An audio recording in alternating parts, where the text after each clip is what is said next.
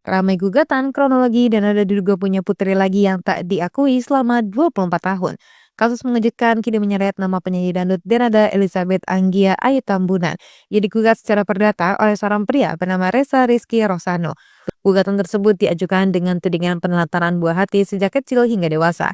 Menurut keterangan kuasa hukum Reza, Moh Firdaus Iliantono, kliennya telah berulang kali berupaya meminta pengakuan dari Denada. Namun hingga kini Denada disebut tidak pernah mengakui Reza sebagai anak biologisnya.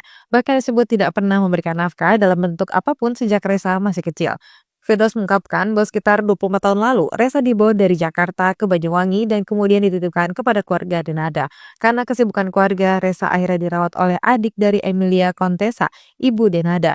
Meski begitu, alasan pasti mengapa Rosa dititipkan tidak pernah diketahui secara jelas.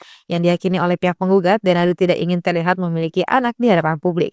Sejak kecil hingga beranjak dewasa, Reza disebut tidak pernah menerima nafkah langsung dari Denada. Seluruh kebutuhan hidup dan pendidikannya selama ini dipenuhi oleh keluarga besar Denada, termasuk sang ibu Emilia Contessa. Namun kondisi tersebut berubah drastis setelah Emilia Contessa meninggal dunia.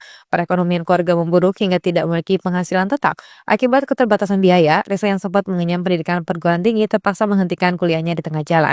Untuk bertahan hidup, ia disebut harus bekerja sebagai penjaga toko Madura 24 jam di wilayah kota Banyuwangi. Merasa hak-haknya sebagai buah hati tidak pernah dipenuhi, baik secara moral maupun materi, Reza akhirnya memilih menempuh jalur hukum.